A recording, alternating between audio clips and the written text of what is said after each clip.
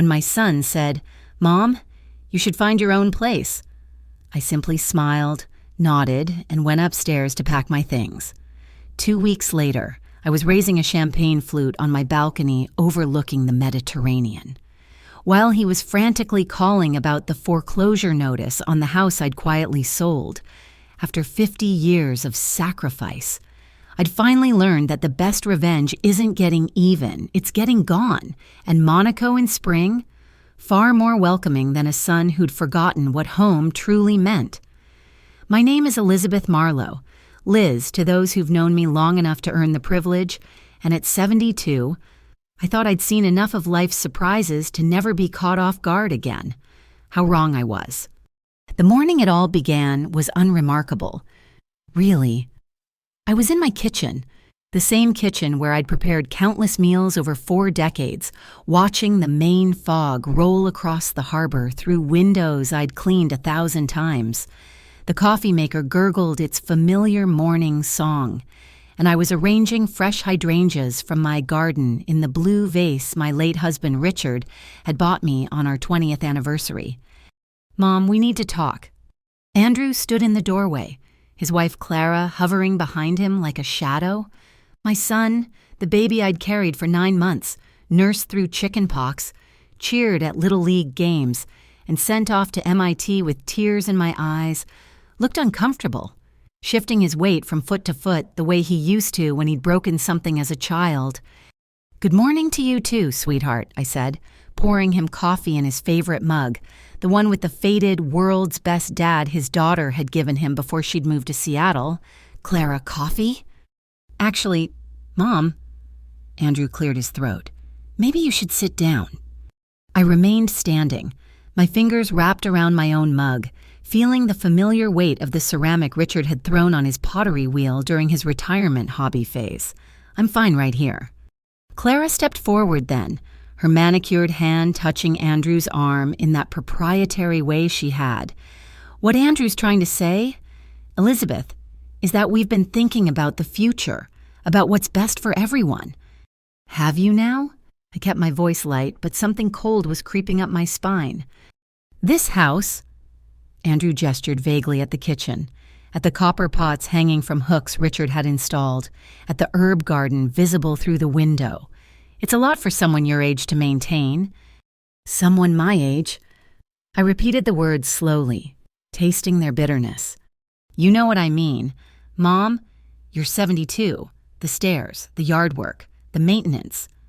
"I walked 3 miles on the beach this morning," I interrupted. "Yesterday, I deadheaded all the roses and repainted the garden gate. Last week, I hosted book club for 12 women.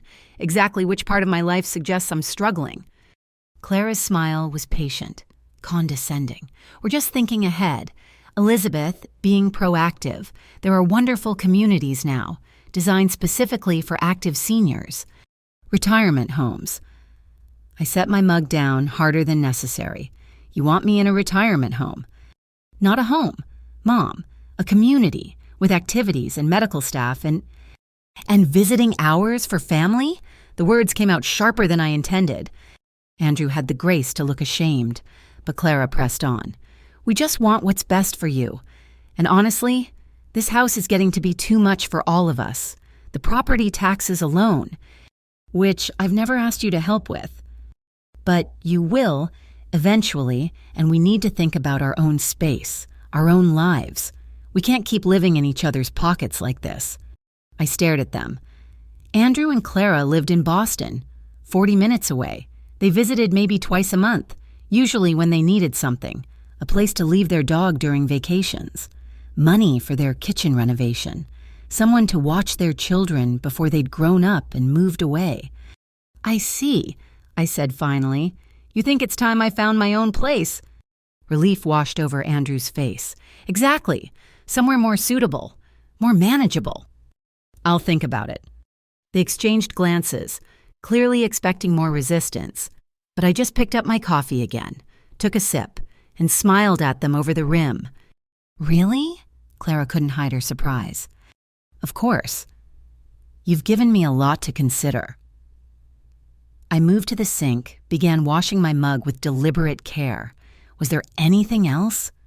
They left soon after, Andrew kissing my cheek with obvious relief, Clara already chattering about a wonderful place in Scarborough her friend's mother absolutely loved. I stood at my kitchen window, watching their BMW navigate the winding coastal road until it disappeared behind the pine trees.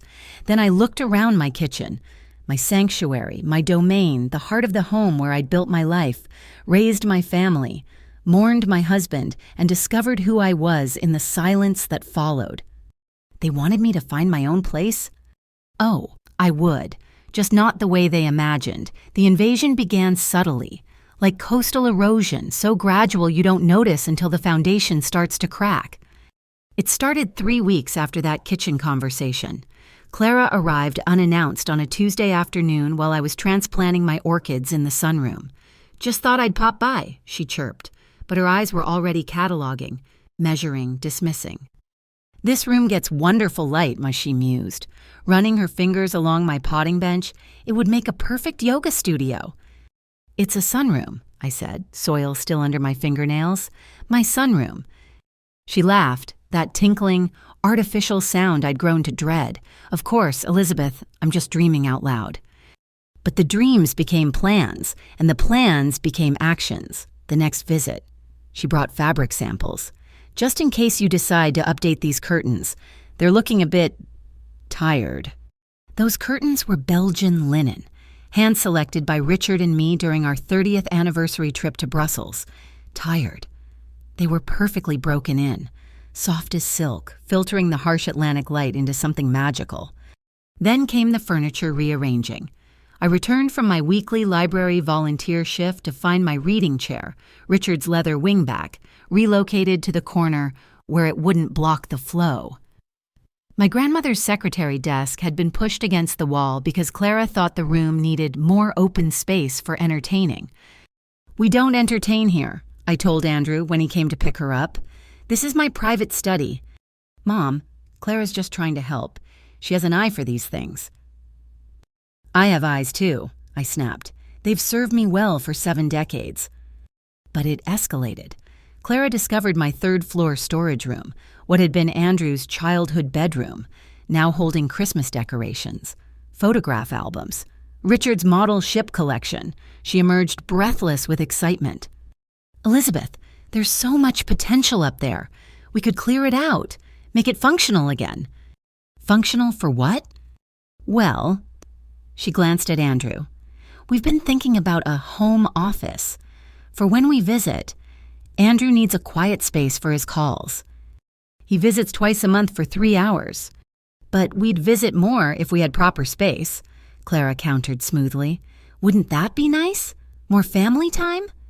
Family time, as if commandeering my home counted as quality time, as if erasing 40 years of memories was a bonding activity.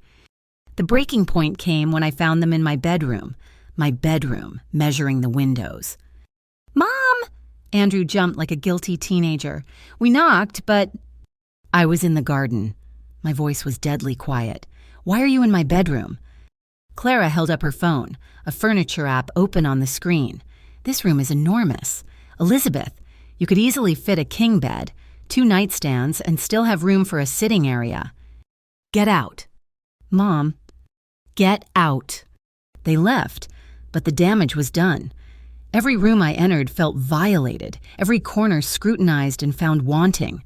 My home, my sanctuary, had become a property to be optimized, a project to be managed. The final insult came through Andrew's barely concealed frustration during Sunday dinner, one of the few traditions we'd maintained. "Mom, be reasonable," he said, sawing through the pot roast I'd spent 3 hours preparing. "This place is too big for one person. The heating bills alone, which I pay. The maintenance, which I handle. You're 72 years old." "Yes, Andrew, I'm aware of my age. I was there for the birth." Clara touched his hand. "What Andrew means is, we worry about you, all alone in this big house. What if you fall? What if something happens? Then I'll deal with it, as I've dealt with everything else." I set down my fork. including your father's death, the estate taxes, the roof replacement, and every other crisis that's come my way. That's just it, Mom. You shouldn't have to deal with everything alone anymore. I'm not alone. I choose to live independently. There's a difference. Andrew pushed his plate away. Fine, but don't expect us to drop everything when you finally admit you need help. Have I ever asked you to drop anything? My voice was steady, but my hands trembled as I reached for my water glass. When your father was dying, did I ask you to leave your precious job?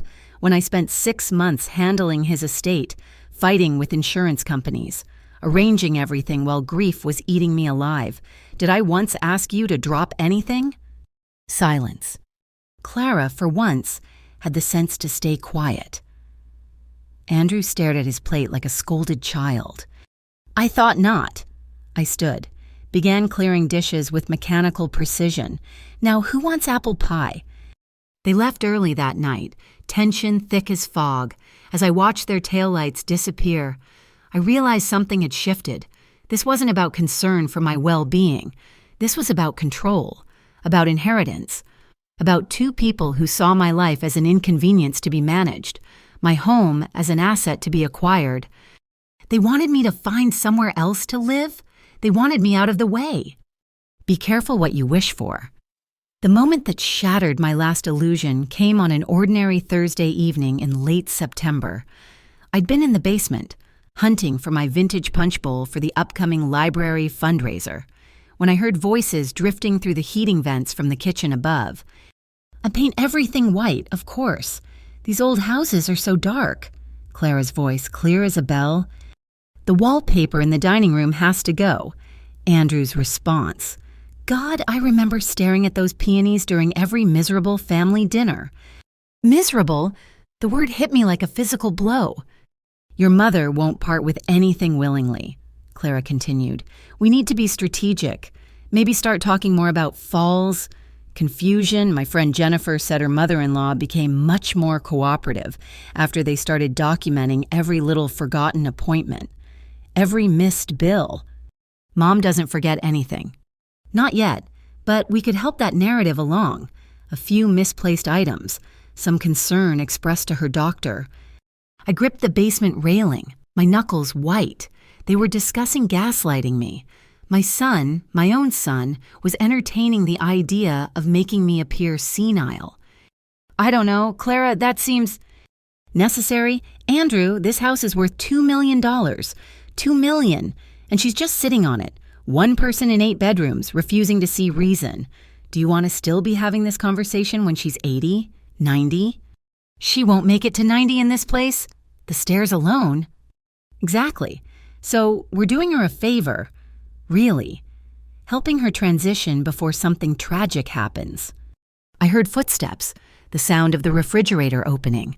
My refrigerator in my kitchen, where they stood planning my disposal like I was an old appliance to be replaced.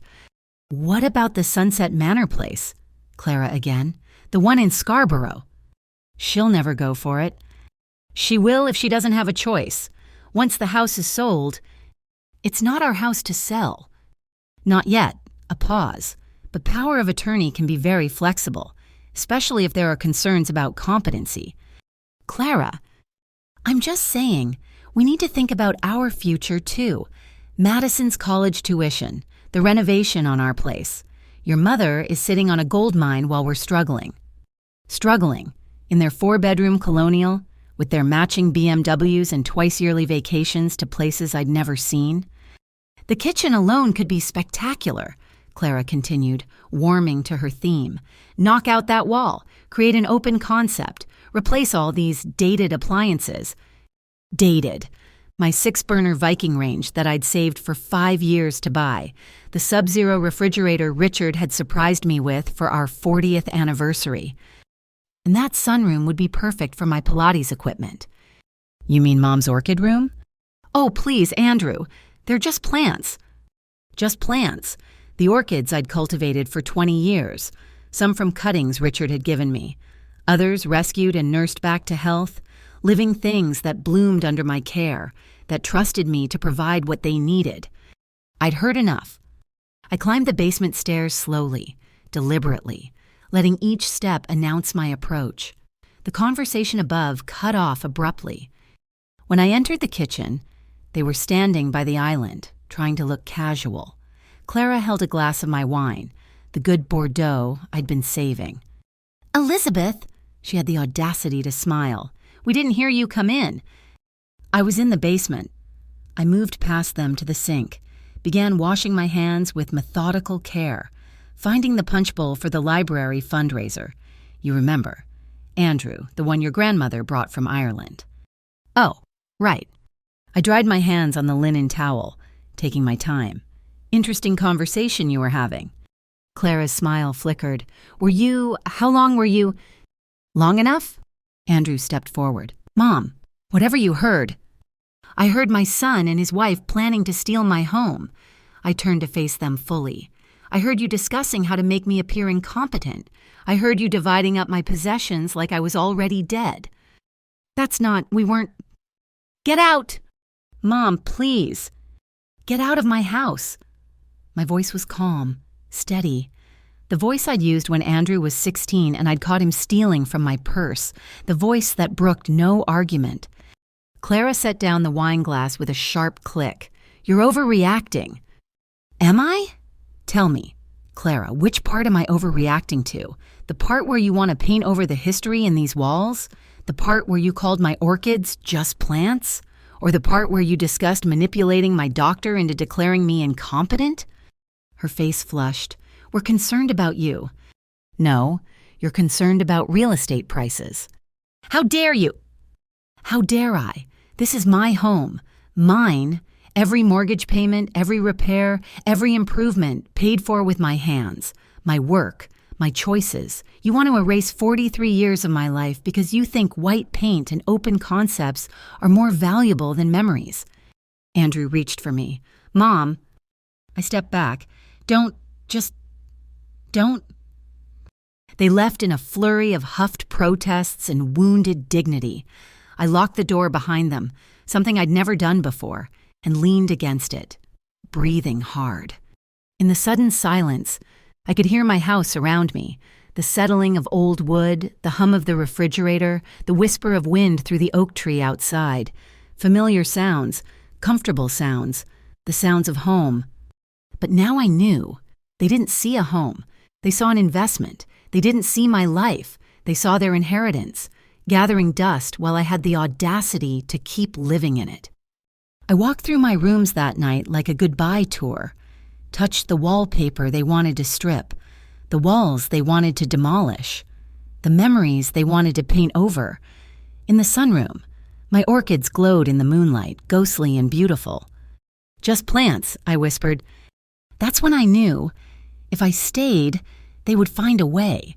Maybe not today, maybe not this year, but eventually they would chip away at me. Document every stumble, magnify every moment of forgetfulness until their fiction became fact. They would take my home, dismantle my life, and congratulate themselves for doing what was best. Unless I did something first. Unless I took control of my own narrative. I sat in Richard's chair, pulled my laptop onto my knees, and typed 5 words into the search bar. Americans retiring to Monaco requirements. It was 2:47 a.m. when I finally closed the computer, my head spinning with possibilities. They wanted me to find my own place? I smiled in the darkness. Wish granted, the next morning, I became a different woman. Not outwardly, I still tended my garden, still volunteered at the library, still smiled at neighbors during my beach walks, but inside, I was building something new, a plan, an escape, a delicious secret that warmed me more than my morning coffee. First, I needed information, real information, not fantasies. I drove to Portland, to a law firm I'd found online that specialized in international relocations. The lawyer, a sharp woman named Patricia Winters, listened to my situation without a flicker of judgment. "The house is in your son's name?" she asked, reviewing the papers I'd brought. "Yes. I transferred it 6 years ago, after my husband died. Andrew said it would be better for taxes. Estate planning." I laughed bitterly. I trusted him. Patricia studied the documents. But you retained life estate rights? Yes. Smart. That means you have the right to live there until death. But, she looked up, you also have the right to sell those rights, and if you sell them, the new owner would take possession immediately. My heart skipped. Even though Andrew holds the deed?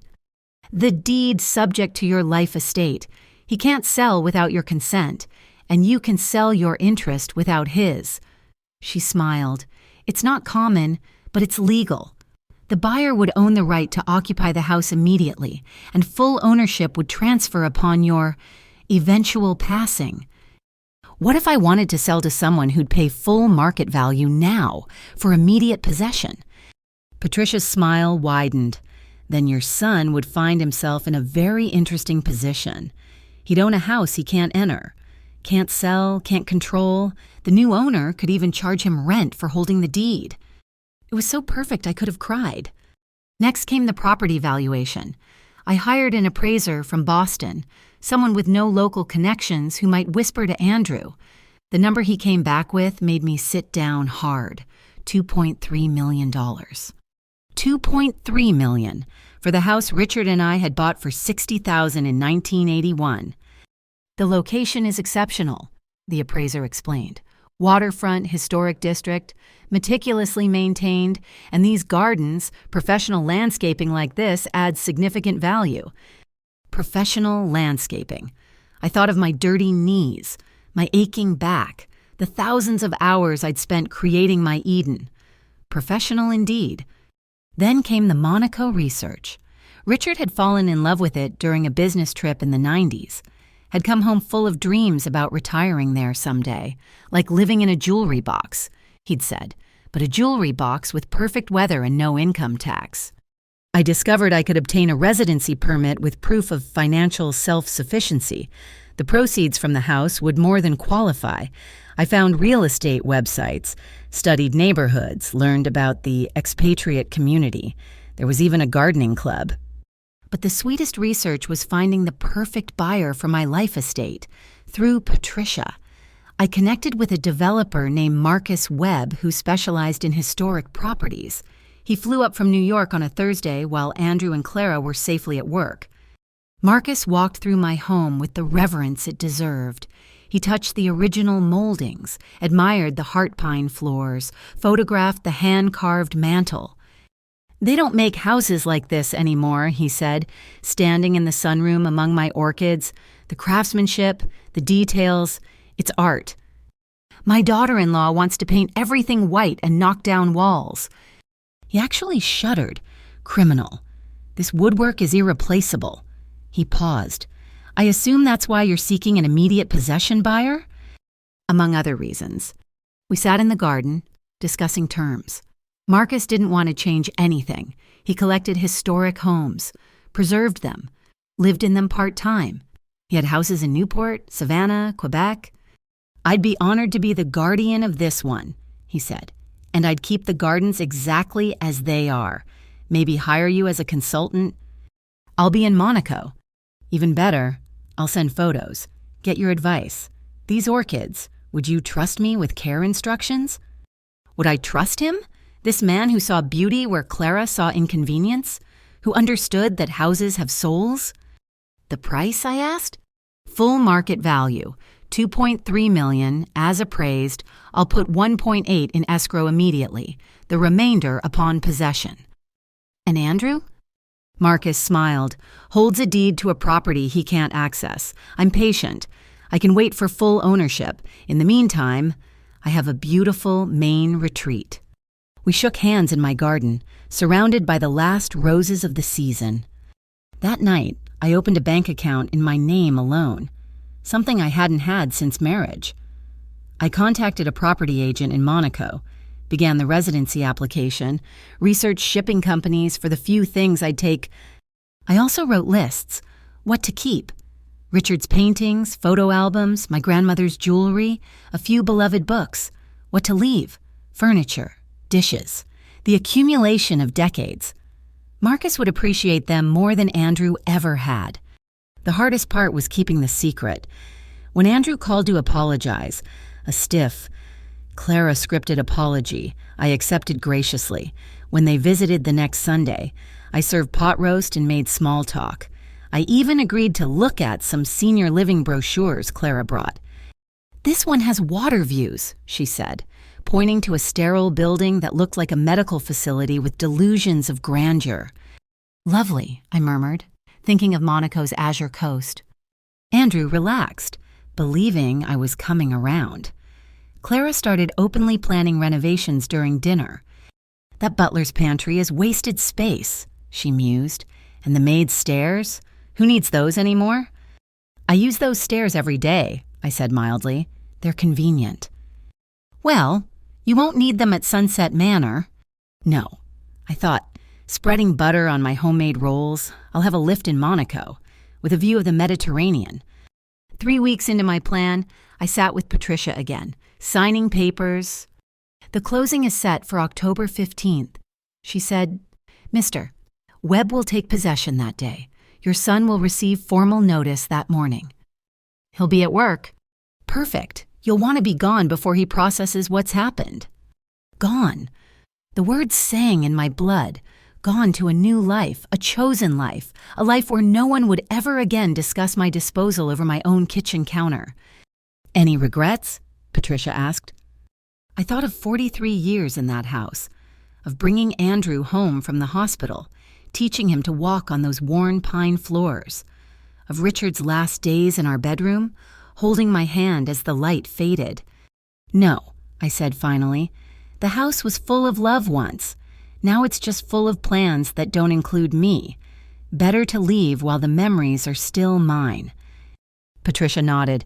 "Monaco's lovely in October. Still warm, not too crowded." "Have you been?" "For my honeymoon, 30 years ago." She smiled. "You're gonna love it. There's something about starting over in a place where nobody expects you to be anything but who you choose to be." Who I choose to be. Not Andrew's inconvenient mother, not Clara's obstacle, not the old woman cluttering up their investment. Just Liz, 72 years old and finally truly free. The house showed its best face the day Marcus Webb came for the final walkthrough. October light poured through clean windows, setting the old glass ablaze with color. I'd polished every surface, not for him but for me, a last act of love for the home that had sheltered my life. Marcus brought his wife, Eleanor, a thin woman with intelligent eyes who gasped when she saw the dining room wallpaper. Original William Morris? She touched the peonies reverently. 1896. I confirmed. Clara wanted to paint over it. Eleanor's expression suggested what she thought of Clara. "We have Morris paper in our Newport house.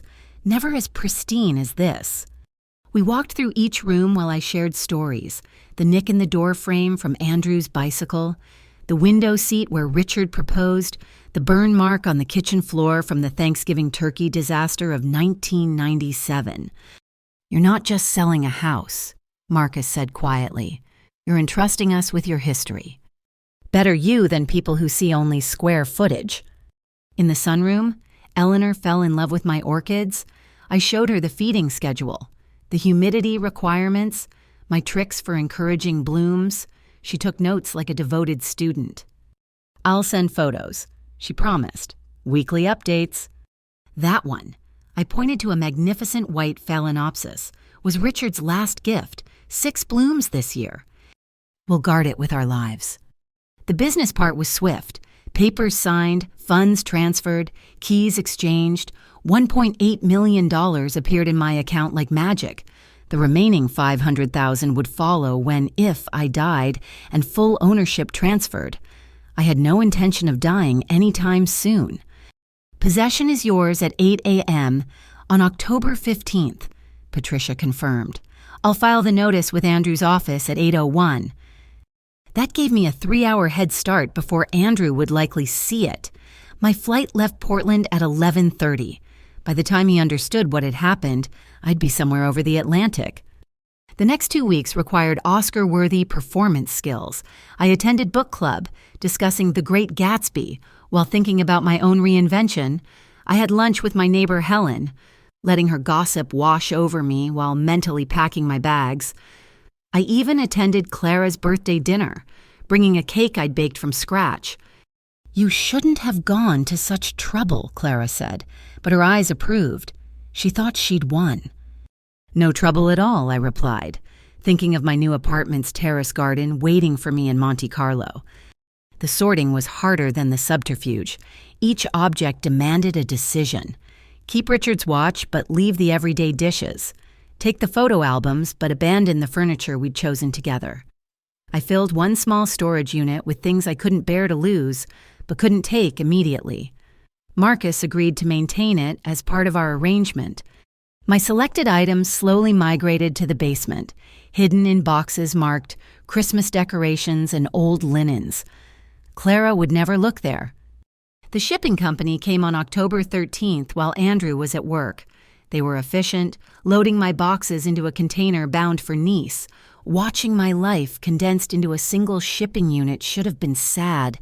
Instead, I felt lighter with each box that disappeared. That night, I walked through the house one last time, in the empty spaces where my chosen treasures had been.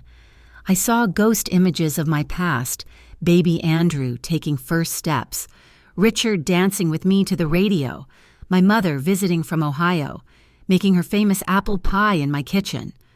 But I also saw the future Andrew and Clara had planned. White walls, open concepts, my orchids replaced by exercise equipment, my garden paved for additional parking, the house stripped of its soul, renovated into a magazine spread that erased every trace of the life lived here. "Better this way," I whispered to the walls. "Better to leave you in loving hands." I spent my last night in the guest room. My own bedroom felt too fraught with memory. I'd left the bed linens, the furniture, everything positioned as if I'd simply stepped out for groceries. Let them think I'd fled in confusion. The methodical nature of my departure would become clear soon enough. My suitcases waited by the back door, 2 large ones for clothes, 1 carry-on with essentials, and a small bag containing Richard's ashes. I'd exhumed him from the garden memorial Clara had always thought morbid. He was coming with me to see Monaco, as we'd always planned. At 6 a.m., I made my last cup of coffee in my Viking range. I left the machine clean, the counters spotless. On the kitchen table, I placed 3 envelopes. The first, for Andrew, contained a single key and a note. "The storage unit at Safekeep on Route 1. Everything I saved for you is there. The rest belongs to the new owners now." The second, for Clara. "The orchid care instructions are in the sunroom drawer. The new owners have promised to follow them exactly." The third, for Marcus and Eleanor. "Welcome home. The garden hose sometimes sticks. Jiggle the handle. The third stair from the top creaks, but it's solid. The morning light is best in the breakfast nook. Be happy here." At 7:30, I loaded my car. At 7:45, I drove down my driveway for the last time. In the rearview mirror, my house stood serene in the morning light, ready for its next chapter. I didn't cry, not then. The tears came later, somewhere over Massachusetts, when I realized I was really doing it, really leaving, really choosing myself after decades of choosing everyone else. But they weren't tears of grief. They were tears of recognition, of relief, of rebirth. The parking garage at Logan Airport was busy with morning travelers. I found my spot, gathered my bags, and wheeled them toward international departures. At security, the TSA agent glanced at my passport. "Monaco?" she smiled. "Vacation?" I thought of my new apartment, the residency permit in my bag, the life waiting across an ocean. "No," I said. "I'm going home." The morning of October 15th dawned crisp and bright in coastal Maine. I imagine Andrew arriving at his Boston office around 8, coffee in hand, believing his mother was safely contained in her too-big house, perhaps finally browsing those senior living brochures. I know Clara was at her yoga class because she'd mentioned it 3 times at dinner, ensuring I knew she wouldn't be available to help me that morning. Neither of them saw the courier arrive at Andrew's law firm at 8:01. I was at cruising altitude by then, sipping champagne in business class, a luxury I'd never allowed myself before. The flight attendant, a lovely young woman with a French accent, had congratulated me on my upgrade. Special occasion? You could say that, I replied, thinking of the legal notice Andrew was about to open. I'm starting over. According to Patricia's later report, Andrew called her office at 8:17. Hysterical was the word she used, demanding explanations, threatening lawsuits, insisting there had been some mistake. There's no mistake. Mr. Marlowe, Patricia had told him calmly, your mother exercised her legal right to sell her life estate. The new owners took possession this morning. But the house is in my name. Subject to her life estate. You still own the deed, but the right of occupancy has been sold. You'll receive the property free and clear upon her passing. The beautiful irony, Andrew couldn't even enter the house to retrieve Clara's yoga mat. By 8:45, my phone began its symphony. 23 calls from Andrew, 15 from Clara, even one from Andrew's law partner, presumably recruited to talk sense into me. I watched the notifications accumulate from 35,000 feet, then powered off the device. There would be time for explanations later, or perhaps not. Perhaps silence was its own explanation. Marcus later told me what happened when they arrived at 10 that morning. Andrew's BMW was in the driveway, Clara's white Mercedes behind it. They were on the porch. Andrew pounding on the door he'd entered freely just days before. "I'm calling the police!" Clara shrieked when she saw Marcus. "Please do," Marcus replied pleasantly. "I have all the documentation right here." The police, when they arrived, were apologetic but firm. The sale was legal. The new owners had every right to be there. Andrew and Clara were now trespassing. "But my mother," Andrew kept saying. "Where's my mother?" Marcus handed him my envelope, watched his face change as he read the brief note about the storage unit. Nothing about Monaco, nothing about my plans, just the location of his inheritance, the things I'd saved that actually mattered. Photo albums, Richard's tools, the rocking chair I'd nursed him in, the baseball glove from Little League. Everything else now belonged to people who would cherish it. Clara, I'm told, tried to push past Eleanor into the house. My things are in there. What things? Eleanor asked innocently. And that's when Clara realized. She'd never moved anything in. All her plans, her measuring, her fabric samples, they'd all been dreams of a future that would never arrive. She had no claim on anything inside those walls. The meltdown was spectacular. Marcus captured some of it on video, Clara screaming about elder abuse, about manipulation, about their rights. Andrew, white-faced, trying to process how his 72-year-old mother had outmaneuvered him so completely. "She's not competent," Clara kept insisting. "This proves it. What senior citizen sells their home without telling their family?" "One who knew exactly what her family had planned," Eleanor replied coolly. I landed in Nice as the sun was setting, painting the Mediterranean in shades of rose and gold. The car service whisked me along the coastal road, past palm trees and pale stone buildings, past lives being lived without apology or permission. My apartment building sat on a quiet street in Monte Carlo, walking distance from the harbor. The property agent met me with keys and a bottle of champagne. "Welcome home, Madame Marlowe." Home.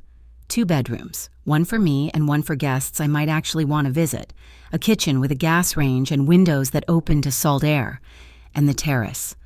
Oh, the terrace. Large enough for a real garden, with built-in planters and a view of red-tiled roofs tumbling toward the sea. I stood there as night fell, city lights beginning to twinkle like scattered diamonds, somewhere behind me. Andrew was probably consulting lawyers, trying to find a loophole that didn't exist. Clara was likely on social media, crafting a narrative about her monstrous mother-in-law. Let them. I unpacked Richard's ashes, set them on the mantel. "We made it, darling," I whispered, "just like you wanted." My phone, when I finally turned it on, showed 57 missed calls, 132 text messages. The last one from Andrew simply read, "How could you?" I typed back, "The same way you could plan my disposal over my own kitchen counter. The difference is, I succeeded." Then I blocked both their numbers. That night, I slept like a baby in my new bed, windows open to the Mediterranean breeze. I dreamed of gardens, not the ones I'd left behind, but the ones I'd create here, new roots in new soil. When morning came, I made coffee in my small, perfect kitchen and carried it to the terrace. The sun was already warm, the air scented with jasmine from a neighboring garden. Below, early risers walked dogs along pristine streets. A church bell tolled the hour, 7 a.m. 7 a.m. in Monaco, 10 p.m. Yesterday in Maine. A lifetime away from anyone who thought they could erase me. I raised my cup to the sunrise, to the Mediterranean, to the new life spreading before me like an unmade map. Santa, I whispered, to health, to freedom, to the beautiful revenge of living well. My phone buzzed. Marcus, with a photo of my orchids in the morning light. All 37 thriving. Eleanor says good morning. I smiled, typed back, tell them I'll see them again someday, but not soon. Not soon at all. The taxi wound through streets so narrow I could have touched the building walls from my window. The driver, an elderly gentleman who spoke English with a musical accent, kept up a gentle commentary as Nice fell away behind us. First time in Monaco, madame? First time living here, I corrected, savoring the words. Ah, you are fortunate. Some visit, some dream, but few stay. We climbed into the hills, each turn revealing new glimpses of impossible blue, sky meeting sea in an endless azure embrace. I thought of Maine's gray Atlantic, beautiful in its wild way, but nothing like this jeweled perfection. Voila, the Prince's Palace! The driver gestured. Every day at 11:55, the changing of the guard, like clockwork, yes? Clockwork. Everything here seemed to run on precision, on centuries of refined routine, so different from the chaotic scramble Andrew and Clara had made of my life. The apartment building rose like a cream-colored cake, Art Deco details still sharp after decades. Wrought iron balconies curved like smiles across its facade. The property agent, Madame Dubois, waited at the entrance, trim, elegant. The kind of woman who made 70 look like 50. Bienvenue, Madame Marlowe. Everything is prepared. The lobby was marble and mirrors, fresh flowers on a gilt table. We rode the lift, not elevator, I noted, already adjusting my vocabulary, to the 5th floor. When she opened my door, I had to catch my breath. Light. So much light. The living room faced southeast, French doors opening onto that promised terrace. Hardwood floors gleamed like honey. The furniture I'd selected online looked even better in person. Clean lines. Comfortable elegance. Nothing that screamed senior living. But it was the terrace that undid me. Madame Dubois led me outside, and I gripped the railing. Overwhelmed, terracotta planters lined the space, waiting for my touch. A small lemon tree in the corner was already heavy with fruit, and the view, red roofs stepping down to the harbor, where white yachts bobbed like bath toys. The previous owner was also a gardener, Madame Dubois explained. She would be pleased to know another one takes her place. I touched the empty planters, already envisioning what I'd grow. Bougainvillea for color, herbs for cooking, maybe even orchids. Why not? This was my space, my choice, my life. There is a market twice weekly in the square below. The flower vendors know every gardener in the quarter. And here, she handed me a folder. Information about the expatriate community, the gardening club, the cultural association, many Americans, many British. You will not be lonely unless you choose. Choose. The word followed me as I explored each room. The bedroom with its own Juliet balcony, the kitchen with its gas range, smaller than my Viking but perfect for one. The second bedroom I'd make into a study, with shelves for the books still crossing the Atlantic. When Madame Dubois left, I stood in my living room, suitcases at my feet, and laughed. Actually laughed. For the first time in months, the sound echoed off the high ceilings, filling the space with something that had been missing from my main house, joy. I unpacked slowly, savoring each decision. Richard's ashes on the mantel, where morning light would find them. My clothes in the wardrobe, I'd need new things. I realized, Mediterranean clothes for a Mediterranean life, the photo albums on the coffee table, ready to share with new friends who wouldn't see them as clutter. By evening, I'd made the space mine. Not completely, that would take time, but enough to feel the shift from tourist to resident. I opened a bottle of wine from the welcome basket, carried it to the terrace as the sun began its descent. The city transformed in the golden hour, the sea turned to molten copper. The palace on the hill glowed like a lantern. Somewhere below, a busker played accordion, La Vie en Rose, of course, and the melody drifted up like a blessing. My phone, silent all day, showed 3 emails from Patricia. The first 2 were legal confirmations, paperwork trails. The third was personal. Andrew came to my office today, demanding records, threatening ethics complaints. I reminded him that you were my client, not him. He seemed genuinely shocked that you'd planned this for weeks. I don't think he ever saw you as capable of such independence. His loss. Enjoy your new life. Independence. I rolled the word around like wine on my tongue. At 72, I was independent in ways I'd never been at 22 or 52. No one to cook for but myself. No one's schedule to accommodate. No one's expectations to manage. The accordion below shifted to something jaunty, and I found myself swaying. When was the last time I danced? Really danced. Not just wedding shuffles or holiday obligations. I went inside, found my laptop, searched for dance classes Monaco English. A dozen options appeared. Ballroom at the yacht club, tango on Tuesday nights, even something called Senior Move that promised rhythm without judgment. Why not? Why not all of it? I bookmarked them all, then searched for Monaco Gardening Club, art classes, cooking workshops, book clubs, English. Each click was a door opening, a possibility unfurling. I could learn French properly, take up watercolors.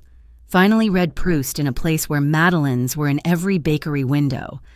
The sun slipped into the sea, and lights began to twinkle across the cityscape. Monaco at night was a constellation brought to earth, each light a life being lived fully. Somewhere in those lights were people who'd also chosen to be here, who'd left behind their own expectations and obligations. My people, perhaps my future friends, my next chapter's cast. I raised my glass to the lights, to the sea, to the accordion player whose music painted the air, to Madame Dubois and her folder of possibilities, to Marcus and Eleanor, guardians of my past, to Patricia and her legal precision. And yes, even to Andrew and Clara. Without their greed, I might have stayed in that beautiful trap forever, believing their narrative that 72 was too old for new beginnings. Now I knew better. 72 was just the right age to stop living for others. 72 was perfect for looking at a map of the world and choosing Monaco. 72 was young enough to fill those planters, old enough not to care what anyone thought of my choices. The church bells chimed 9 p.m. Time to find dinner. I went inside, touched up my lipstick, grabbed my keys, in Maine. I'd be in my nightgown by now, doors locked against the night. But this wasn't Maine. This was Monaco, and I was hungry. And somewhere below, a restaurant was waiting to feed me something wonderful. I locked my door to my apartment in my new city, and headed for the lift. Adventure at 72 looked a lot like pressing the down button and seeing where the night would take me. 6 months later, I stood on my terrace in a silk dress the color of Mediterranean noon, raising a glass of champagne to the friend who'd helped me find it. Sylvie, a retired art dealer from Paris, had become my shopping companion, my restaurant guide, my partner in what she called the fine art of living well. To Elizabeth, she toasted, who proves that revenge is indeed best served with a view. The terrace had transformed under my care. Bougainvillea cascaded in magenta waterfalls. Jasmine perfumed the evening air. My herb garden thrived in hand-painted pots. And yes, 3 orchids bloomed in the shelter of the lemon tree, a white phalaenopsis, a golden oncidium, and a purple dendrobium that reminded me to blend past and present. "Tell me again about their faces," Sylvie requested, eyes sparkling. She never tired of the story. "Which time?" I laughed. "When they found out I'd sold? When they discovered they couldn't enter the house? Or when Andrew received my postcard from Monte Carlo?" Ah, yes, the postcard. I'd sent it after 3 months, a view of the Princess Grace Rose Garden with a simple message. "Thriving at 72. Thanks for the push." According to my friend Helen back in Maine, who delighted in keeping me informed, Andrew had tried everything. Legal challenges that went nowhere. Emotional manipulation through relatives I barely knew. Even a laughable attempt to have me declared incompetent from afar. "Your son," the Monaco authorities had informed me with Gallic disdain, "appears to believe we would deport a legal resident with substantial assets because he's having a tantrum. Americans are so dramatic." The best part? Clara had left him. Apparently, discovering that the house she'd mentally renovated was untouchable for potentially decades had soured her on the marriage. Last Helen heard, Andrew was living in a studio apartment, still paying property taxes on a home he couldn't enter. But that was old news. Past pain transformed into present peace. These days, I barely thought of them. My life had become too full for backward glances. Mornings began with walks along the harbor, nodding to familiar faces, practicing my French with patient vendors. Twice weekly, I joined the gardening club, a mix of expatriates and locals who taught me about Mediterranean cultivation and shared cuttings like precious secrets. Afternoons might find me at the museum, the library, or the small studio where I'd finally taken up watercolors. My paintings were terrible, joyfully so. Sylvie hung one in her powder room for the humor value. Evenings were for dinners with the family I'd chosen, Sylvie and her husband Jacques, the British couple from downstairs who'd adopted me into their book club, the Italian widow who taught me to make proper risotto. We gathered on terraces, in small restaurants, at concerts in the Palace Square. "You know what I love most?" I told Sylvie as we watched sunset paint the sea in shades of apricot and rose. "No one here asks me to be less. No one suggests I'm too old for new adventures or too bold for my age. I'm just Elizabeth, and that's enough." "More than enough," she corrected. "You're Elizabeth who sold her prison and bought her freedom. Do you know how many women dream of such courage?" I thought of all the women I'd known who'd shrunk themselves to fit others' expectations, who'd given away pieces of themselves until nothing remained but obligation and exhaustion, who'd been told, like me, that 72 was time to step aside, be quiet, take up less space. "It wasn't courage," I said. "It was clarity. The moment I heard them planning my erasure, everything became clear. I could stay and fight for crumbs of respect in my own home, or I could leave and feast at life's banquet." My phone buzzed, a message from Eleanor with photos of my old garden in full spring glory. The roses I'd planted were blooming magnificently. She'd followed my care instructions perfectly, and it showed. "Any regrets?" Sylvie asked, seeing my face soften. "About the gardens? Sometimes. But Marcus and Eleanor send updates, and I'm creating new beauty here. That's the thing about gardening and life. You can always plan again." As if to prove the point, my newest orchid, a rare blue vanda I'd found at the morning market, chose that moment to reveal its first bud. I laughed with delight, calling Sylvie to witness. "You see," she said, "the universe agrees. Bloom where you're planted, but never be afraid to transplant yourself." The church bells chimed 8 p.m. Below, Monaco prepared for another perfect evening. Restaurants opened their terraces, the casino lit up like a birthday cake. Music drifted from various venues, a soundtrack of sophistication and joy. "Dinner?" Sylvie asked. "Actually, I have a date." I tried to sound casual but felt my cheeks warm. "The Silver Fox from the Yacht Club?" She clapped her hands. "I knew it!" Philippe, a widowed sailor who'd complimented my watercolors and made me laugh, had finally suggested dinner. At 74, he still raced boats and told wonderful lies about his adventures. We'd see where it led, or wouldn't. The beauty was in having the choice. After Sylvie left, I stood alone on my terrace, absorbing the moment. 6 months ago, I'd been a woman erased, deemed too old for autonomy, too inconvenient for consideration. Now I was Elizabeth of Monaco, painter of bad watercolors, grower of magnificent orchids, speaker of improving French, maker of new friends. I raised my champagne to the sea, to the lights, to the life I'd claimed with both hands. 72 years old, and I said to the evening air, and I'm just getting started.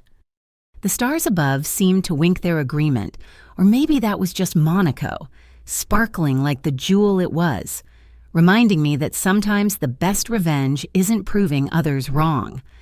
It's proving yourself right. Sometimes you have to sell the house, cross an ocean, and plant new gardens to discover the person you were always meant to be. And that person, she's magnificent at any age, but especially at 72, with champagne on her terrace and the whole Mediterranean spread before her like a promise kept. Thank you so much for listening to my story.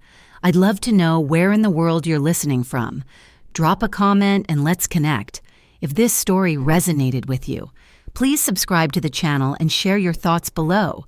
Your own stories of transformation and new beginnings inspire me to keep sharing these tales. Remember, it's never too late to choose yourself.